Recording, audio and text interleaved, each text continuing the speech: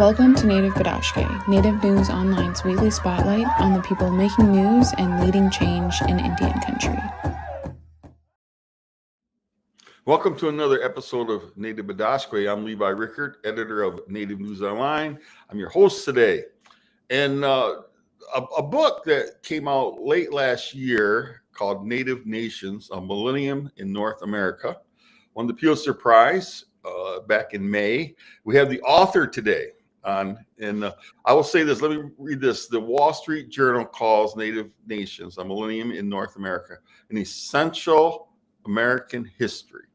Since publication, the book has won several awards, and I already mentioned won the Pulitzer back in May, and it's a Pulitzer Prize for history. So joining us on this episode of Native Bidaské is book's author Kathleen DuVal, who is a professor of history at the University of North Carolina, Chapel Hill. Welcome to Native Bidaské, Kathleen. How are you today? I am great. I'm thrilled to be here. Yeah, well, thank you for joining us. As you and I talked briefly before we started recording, Native history, accurate Native history is just so essential. So thank you for doing this. And you've won several awards. Are you surprised at the number of awards this book has received? I am surprised. It feels like a little bit of a sweep, which is unusual. Well, how did you find out about when you won the Pulitzer, and where were you? I mean, I like asking authors that. Yeah, so I was actually right here. I'm sitting in my office at UNC Chapel Hill right now, and this is where I was when I found out. And I hadn't heard about it. They don't tell you ahead of time or anything. And I knew that the announcements were coming out that day. And I was sort of interested in the history prize, the literature prize. And so I have two screens here in my office. And on one screen, I was working, I was answering email. And on my little screen, I was sort of watching the live stream where they were announcing the awards. And most of them are journalism awards. Most of the Pulitzers are journalism awards. And so those streamed by. And then I sort of glanced over, it was history. And then there was my name and the name of the book, Native Nations, on the screen. And I thought, oh my goodness, I won a Pulitzer Prize. That is completely wonderful. So I think it's an aspiration of every writer in America. Yeah, but we don't think of it as like a real thing. No, it's like winning the Oscar, right? Yeah, exactly. Right. Well, congratulations. Hey, what inspired you to write the book, first of all, and why did you choose to focus on the full millennium versus a shorter history? And you actually started before European contact. So talk about that, please. Yeah. So I was trained in graduate school as an early Americanist, a historian of early America. And particularly, I was always interested in the interactions among Native Americans, Europeans, and Africans in, the 17th, 18th centuries. But when I got to UNC, I started teaching a class just called Native North America. And it's an undergraduate lower division class, survey class. And it starts, as far back in time as is possible, and it goes to today. And so neither of those parts of the time span, the really long ago Native history, or the 20th century and 21st centuries, were my expertise at the time.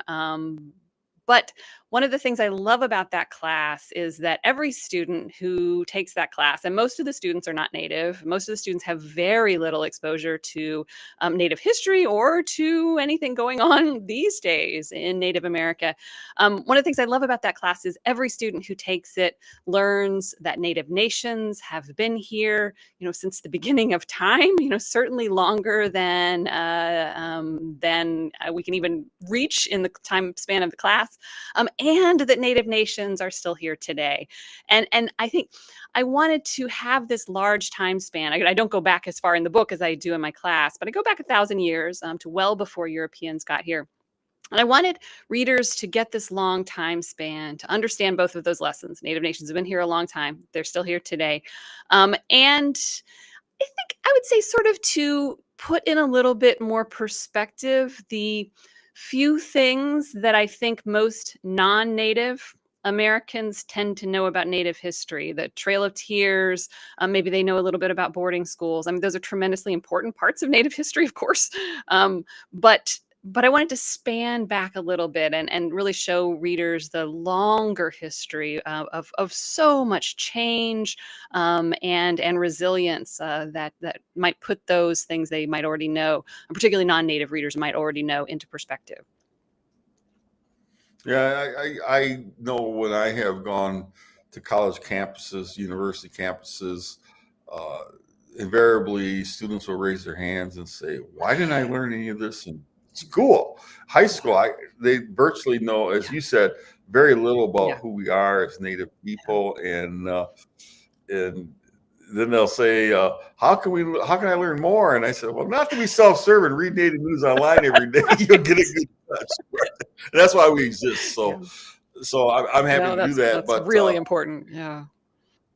yes, and so like I say, I'm excited about the book. And how did you approach the challenge of telling Native histories on their own terms rather than just through the lens of the European colonization? Yeah, I thought that was really important. And so that's one of the reasons for this long time span, to start before colonization and also to include centuries in which Europeans were here, Europeans were trying to colonize. But for most of the continent, that Europeans really were outnumbered, were the people with much less power than the native nations across the continent. Um, Native Americans are most of the population of the continent into the 18th century, centuries after the first arrival of Europeans. And Native nations have most of the power on the continent until at least 1750. And for sort of the center of North America, 1850. And so covering those centuries when Native nations still had so much power over Europeans as well as over North America was really important to me. Yeah, I'm always fascinated in that history of the trade mechanisms that they have. I live in Grand Rapids, Michigan, and we have some mounds that are actually a national, is designated as a national site be preserved. And back in the 1960s, University of Michigan actually came in and started taking out some items off of one or two of the mounds, and then the local group stopped them. But what they found in one of those mounds was seashells from the Gulf of Mexico. Now, keep in mind, we're way up here in Michigan, and these mounds predate when Jesus Christ walked on earth. So I just find that just fascinating. And so, how did you determine which tribal nations to really examine and Yeah, write well, about? as you know, I mean, this book is over 700 pages. But if I really were covering 1,000 years of all the native nations, in even what's just now the continental United States, it would take a lot more than 700 pages. And so, yeah, I chose Mhm. just a few nations to really focus on. And to be honest, I chose them in part by people that I already knew who were citizens of those nations. And so, this is more history than I can understand. I'm coming in as a non-native historian, and so I think of myself sort of as a guide in this book. I want readers to come with me, and I'm going to teach them a lot of things that I've learned. But a lot of those things that I've learned are from historians within tribes today, linguists within tribes today, who are working on, on language revitalization and history and all kinds of things. And so, I didn't want to start completely cold with any of the nations I was focusing on. I wanted somebody, and usually it's somebody I know through UNC or other sort of professional circles who is a citizen of one of the tribes, and so that way I sort of had a sort of an introduction, and also could sort of keep me on the straight and narrow, keep me from making too big mistakes as I went along. Mhm. So, what sources or methods were most important to you in recovering or representing Native voices and Yeah. perspectives? So there are lots and lots of historical documents for most of these time periods, and so I try to use those to, in the eras when I don't have any Native American writers, use these European written documents to sort of get windows into what might have been going on in Native America. Then, of course, in the eras when there are Native writers, I use documents that are written by by various Native people that I'm writing about. And then all along the way, from the beginning of the book to the end of the book, I rely on oral history and just sort of the kind of knowledge that's going on within tribes today, the sort of scholars within tribes and things that they could share with me. And then also archaeology, especially for the earlier periods. So like where you're talking about the seashells, the finding of the seashells so far from where they were from, to show things like huge trade routes that existed for, I don't know, for much, much longer than 1,000 years.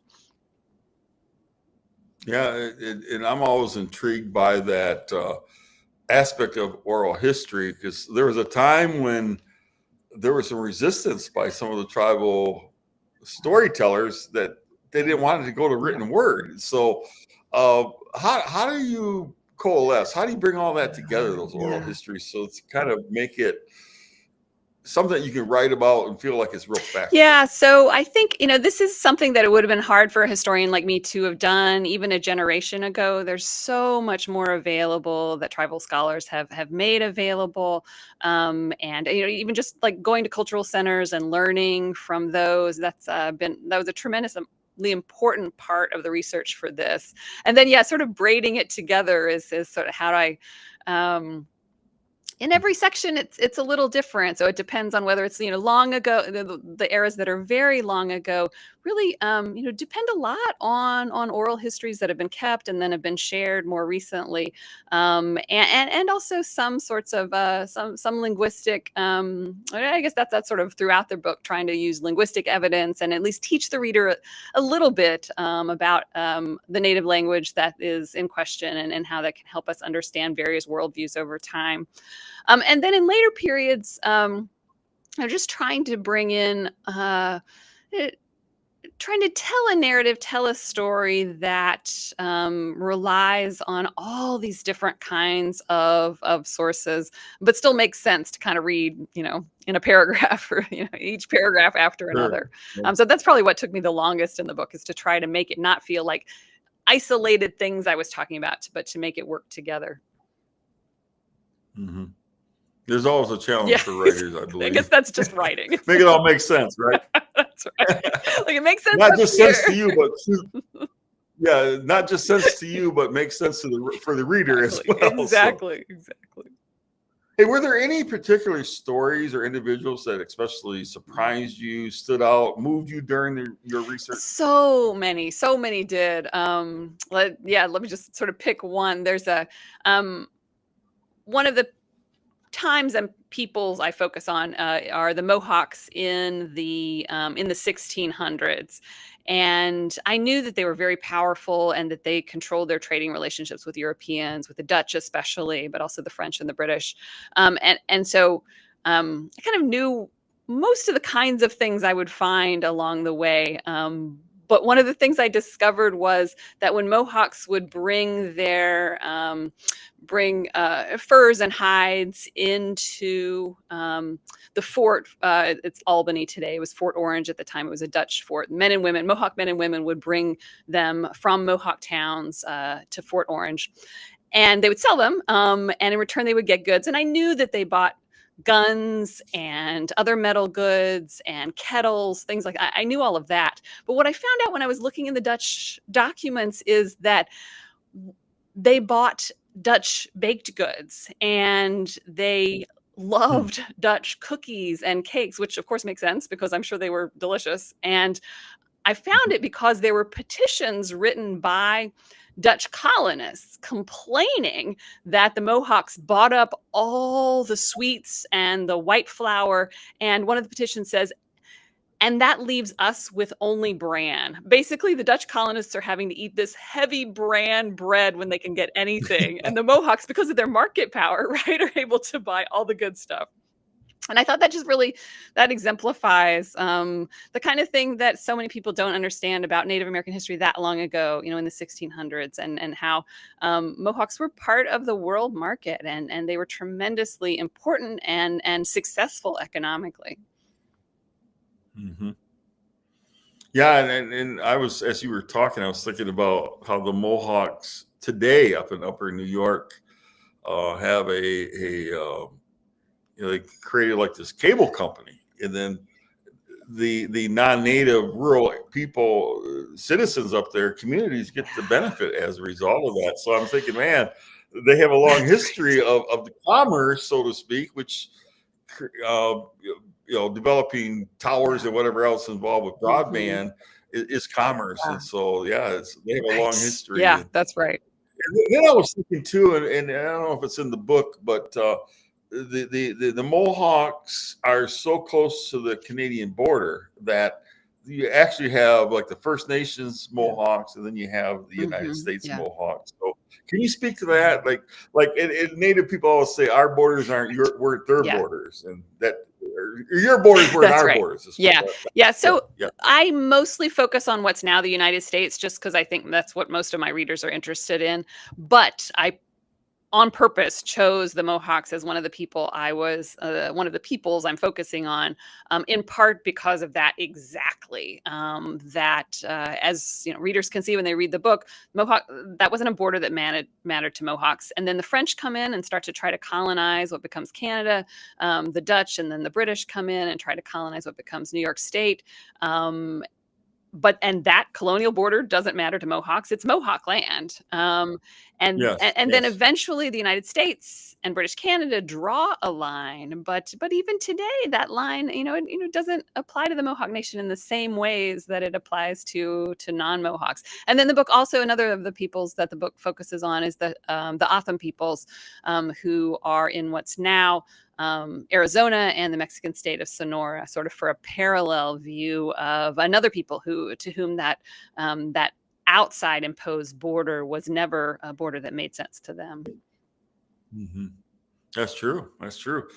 How do you hope Native nations will change the way people understand American history and the role of Indigenous peoples in it? Yeah, so I just hope that people who come across the book understand how essential Native American history is to American history, that it has always been part of American history, even before there was the United States, obviously, and that Native nations are part of the continent today, and they're part of whatever whatever our polities will look like going forward. Native nations are going to be some of them,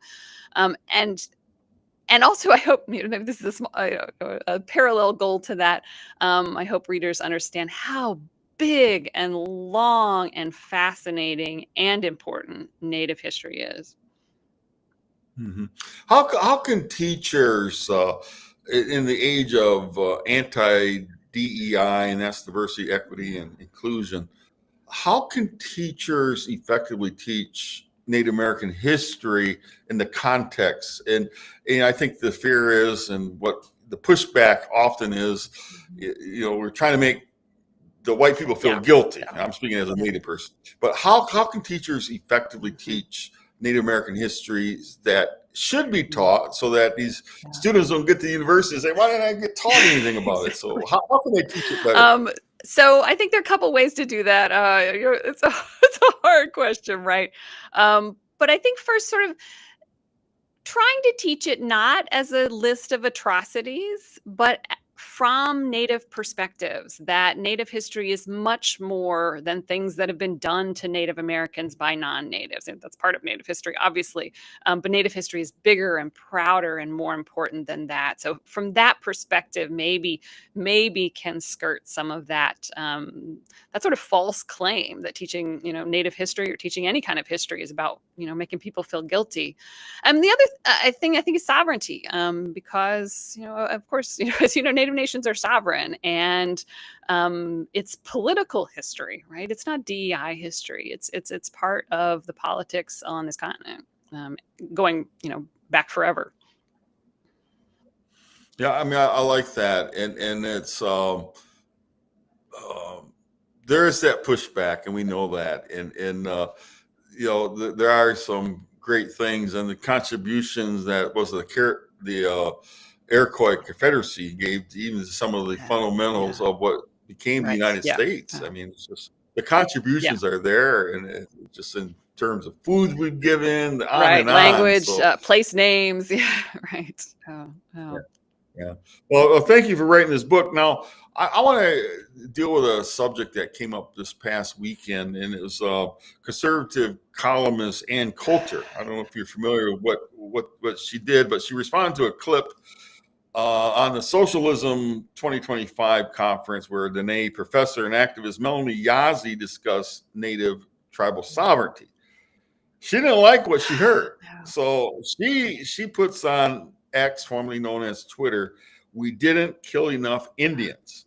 What's your reaction to that statement? I mean, it's just horror. I've been talking about how, when I give talks, I talk about how, in the 19th and for some of the 20th century, white historians talked about Native Americans like they were, gone, not here anymore, primitive. And then we started to move away from that. And to hear that kind of thing come out of someone's mouth in 2025 just makes me wonder where we're going, and also, I don't know. I think that's a tiny minority opinion among Americans, I hope, and maybe a little bit flip on her part instead of a deeply held Mhm. belief, but I don't know. I don't know what to make of it. Just shock and disgust. Yeah, I mean, we didn't kill enough Indians, and Professor, from your estimation, and I know that there's a broad spread in terms of how many Native people since time of European contact in even 1900, where there were 237,000, I think, Yeah. left at that time, population thereabouts around 1900. So arguably there were millions. Yeah. What's the number I you mean, I use in don't, terms of the millions? I mean, I think just the way you phrase the question answers how impossible it is to answer that, because there are people Mhm. outright killed, across centuries, right? So not in one thing, but in countless battles and Mhm. massacres. And then there are all the indirect ways in which colonizers killed Native Americans, from, displacing them from their homes. Like in the Trail of Tears, for example, most of that wasn't, outright. It wasn't direct killing, but people died as a result of the Trail of Tears, of being forced from their homes, and that's just, the most known example. So definitely safe to say millions over the course of colonialism. And, as yeah, we'll see what the future holds too. I certainly, a lot, right? And far, far too many, and too many to be flippant about. Mhm. What do you make of and you're right there, right in basically Lumbee territory. What do you make of these state recognized tribes in Homa down in Louisiana? I have friends in Yeah. both tribes, and they're both what I consider very Yeah. large tribes. What do you make of the lack of their ability to Yeah. get federally Yes. recognized? Do you want to weigh in on that? If you don't want No, to, I that's do. fine. I'll answer as a historian rather as someone with opinions today, because yeah. But I think history is really important here. If you think about who we're talking about, they're almost all, maybe all, tribes that are on the coast, on one coast or another. And they are tribes that faced colonialism before there was a United States, or in the case of the Homa, before the United States, before the Louisiana Purchase and before their homeland became part of the United States. And so they don't have treaties with the United States, right? And they also were very early, say in the case of the Lumbee, and also many of the tribes of Virginia and New England, they were very quickly surrounded by, in those cases, by English colonists who came in huge numbers. Um, and so long before 1776, on the East Coast, they had to adapt. They adapted in a variety of ways to retain what little they could of their lands, and as much as they could of their community, of their Indian communities. And they combined with one another in many cases. Certainly in the case of the Lumbee, they combined with people who spoke different native languages. Um, and so their history is so different that they just, they don't have the kind of documentation or sort of mark in the U.S. imagination and U.S. archive that most federally recognized tribes do. But in the case of, say, the Homa, they're all over the French archive. They absolutely existed long before there was the United States, through the 18th and 19th centuries till today. But I think it's harder for them to look like federal recognition expects Native nations to look. And of course, that gets at the fundamental problem of federal recognition is incredibly important. But its fundamental flaw is that it is the colonizing government, right, that then recognizes Native nations instead of Native nations recognizing one another. That's so true, and I do want to thank you for this work. One last question: how can teachers teach Native American history throughout the year instead of just during November, which is now known as Native American Heritage Month? Hopefully, we can still celebrate it this year. I know I will be, but I know that there's been some executive orders that kind of push it away from it. However, but to that point, I think that Native history should be taught year round. So your thoughts on that? I think these days there's so many sources to use that for. And I know teachers, especially K through 12 teachers, are so pressed for time and are told so many things they have to do.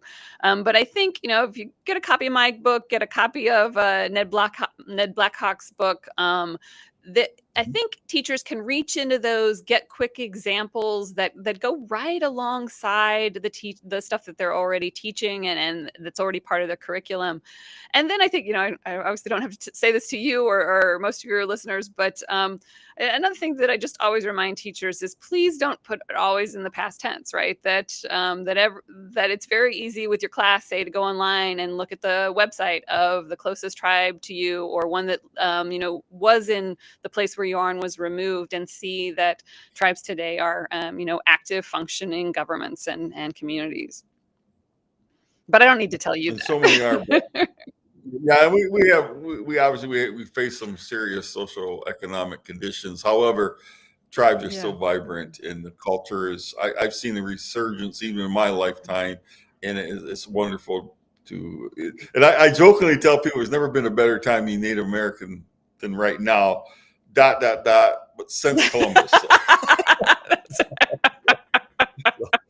So we were talking to Kathleen DuVal. She is the author of the Pulitzer-winning book, Native Nations, a Millennium in North America. Pick up a copy, and we'll be right back next week. We'll be back next week with another episode of Native Bidaské. In the meantime, as I like to tell you, elders, take care of those young ones, and young ones give those elders hugs. We need to be together. So have a good, safe summer, and we'll see you next week. Chimigwech. Thank you for joining us. If you value our warrior journalism for Indian country, please consider supporting our work by scanning the QR code or visiting the link below. Please subscribe to our YouTube channel, follow us on social media, and sign up for our free daily newsletter. Chimigwech.